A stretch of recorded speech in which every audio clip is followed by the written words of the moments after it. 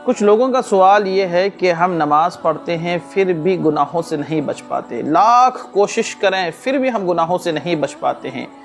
हम मुसलमान हैं फिर भी ज़िनाकारी से हम नहीं बच पाते हैं, झूठ, ग़ीबत, चुगलखोरी, इन तमाम चीज़ों से नहीं बच पाते। अलगरज़ ये है कि हम गुनाहों के दलदल में फंसे हुए हैं।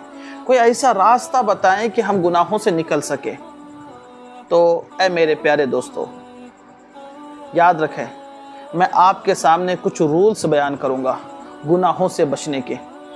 अगर आप इन रूल्स और प्रिंसिपल को और पॉइंट्स को अपने ऊपर अपनी ज़िंदगी में फॉलो करने की कोशिश करेंगे, इम्प्लीमेंटेशन करेंगे, तो 99.9% उम्मीद है कि आप गुनाहों से हत्तल मक़दूर बचे रहेंगे। नंबर 1, एवरी मॉर्निंग कुरान मुक़द्दस की तिलावत करें। दिल से कुरान मुक़द्दस की तिलावत करें। कुरान के एक एक हर्फ की अदायगी और तजवीद के साथ कुरान मुक़द्दस की तिलावत करने की कोशिश करें। जब कई मरतबा आप कुरान मुक़द्दस को तिलावत कर चुके हों, फिर कुरान मुक़द्दस के एक एक वर्ड को समझने की कोशिश करें। जब आप तमाम कुरान को समझ चुके हों सतही तौर पर, फिर कुरान मुक़द्दस को डीपली समझने की कोशिश करें। यहाँ पे एक चीज़ की वजाहत मैं कर दूँ कि कुरान मुक़द्दस को ख़ुद से कोई समझ नहीं सकता, उसके लिए मेंटोर का होना ज़रूरी है। तो ये आप पर है कि आप कैसा मेंटोर चुनते हैं, आप कैसा मेंटोर अप्लाई करते हैं। आप अगर बेहतर मेंटोर चूज़ करते हैं तो फिर आपकी ज़िंदगी में कुरान मुक़द्दस एक इनक़िलाब बर्पा कर देगा, रिवोल्यूशन लेके आएगा। तो नंबर 1 ये है कि आप कुरान मुक़द्दस की तिलावत करें एवरी मॉर्निंग, रोज़ सुबह के औक़ात में कुरान मुक़द्दस की तिलावत करें और कुरान को समझने की कोशिश करें। और समझने के लिए एक मेंटोर को चूज़ करें जो आपकी नज़र में बेहतर हो और सही माने में कुरान को आप तक फॉरवर्ड कर रहा हो। राइट। सेकंड ये है कि अल्लाह रब्बुल इज़्ज़त का खौफ अपने दिल में बसाने की कोशिश करें। अब खौफ आएगा कैसे? कुरान मुक़द्दस की उन आयतों पर गौर करें जिन आयतों में अल्लाह रब्बुल इज़्ज़त ने अज़ाबात को ज़िक्र फरमाया, वईद को ज़िक्र फरमाया। जहन्नम के कितने अज़ाबात हैं, लोहे के हथौड़े हैं जहन्नमियों के लिए।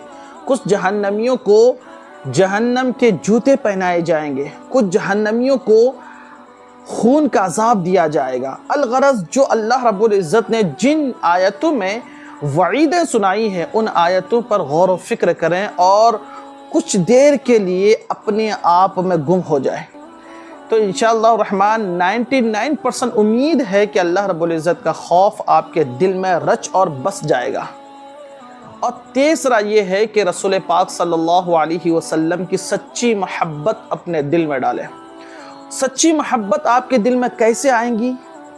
अब गौर करें कि आप जो गुनाहें कर रहे हैं और रोज़ रसूल पाक सल्लल्लाहु अलैहि वसल्लम के हुज़ूर सुबह शाम आपके आमाल पेश किए जाते हैं, तो आप विज़ुअलाइज़ करें, तसव्वुर में लाएं कि रसूल पाक सल्लल्लाहु अलैहि वसल्लम के हुज़ूर हमारे तमाम आमाल पेश किए जा रहे हैं और हमारे आमाल में गुनाहों का अंबार है, हमारे आमाल में गुनाहों का अंबार है। रसूल पाक सल्लल्लाहु अलैहि वसल्लम पर क्या गुजर रही होगी, रसूल पाक सल्लल्लाहु अलैहि वसल्लम हमसे कितने नाराज़ हो रहे होंगे। तो आप रसूल पाक सल्लल्लाहु अलैहि वसल्लम को खुश करने की कोशिश करें। कैसे करेंगे? नेकियां करके। तो यकीनी तौर पर डेफिनेटली आप गुनाहों से बच जाएंगे।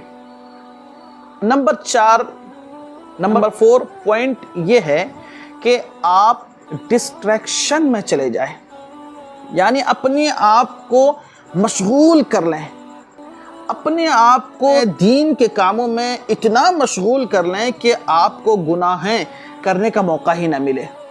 आप 24 आवर्स आपके पास है और 24 आवर्स में क्या क्या करते हैं आप एक कॉपी में उतारें। एक एक मिनट को आप सही इस्तेमाल करने की कोशिश करें। इंशाअल्लाह रहमान आप गुनाहों से बच जाएंगे।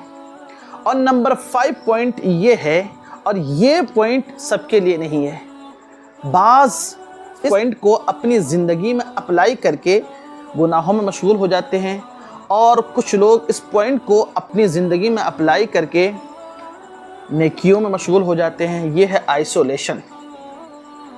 5 पॉइंट क्या है? 5वां पॉइंट आइसोलेशन, तन्हाई। कुछ लोग तन्हाई में जाकर अज़ाबात को याद करके अल्लाह का खौफ अपने दिल में बसाते हैं, और कुछ लोग तन्हाई में जाकर गुनाहें करते हैं और तरह तरह के गुनाहें करते हैं।